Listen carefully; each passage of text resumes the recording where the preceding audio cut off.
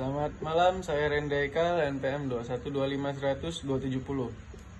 Ingin memaparkan tentang materi studi kelayakan proyek. Poin pertama ada pada aspek keuangan. Dengan tujuan kegiatan finansial. 1. Kepemilikan usaha. Tidak hanya memberi proyeksi keuntungan, tapi juga berapa besar tingkat pengembalian usaha terhadap modal yang diinvestasikan. Poin kedua, pemberi pinjaman.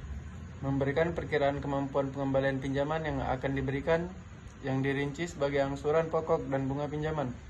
Poin ketiga ada pada pemerintah. Sebagai pemberi izin, penting untuk mengetahui apakah usaha yang akan didirikan itu mendatangkan tambahan retribusi dan pajak, menciptakan lapangan pekerjaan baru, dan dapat memanfaatkan sumber daya domestik secara efektif dan efisien. Poin terakhir, pelaksana usaha. Tidak hanya berorientasi pada hasil usaha, tapi lebih ditekankan pada kinerja usaha, agar usaha dapat berjalan sesuai rencana. Kemudian pengalokasian dana kelayakan proyek. Alokasi dana untuk aktivitas tetap, dan alokasi dana untuk modal kerja.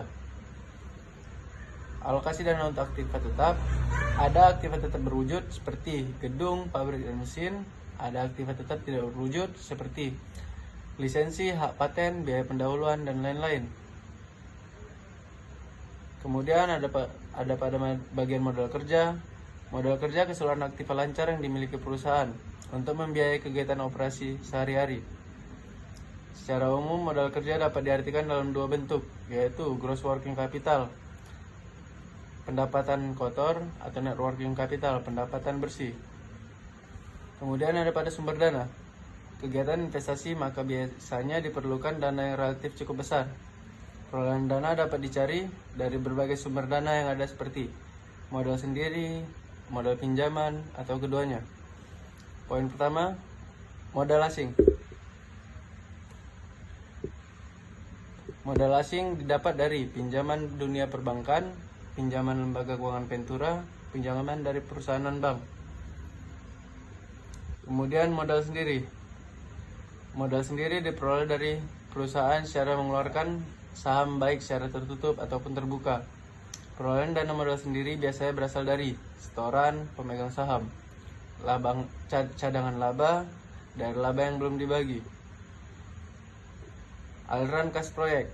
Tujuan aliran kas proyek bagi internal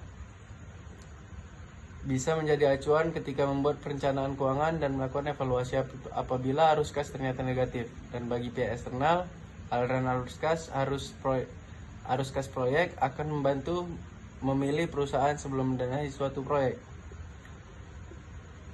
Bagaimana menaksir aliran kas proyek?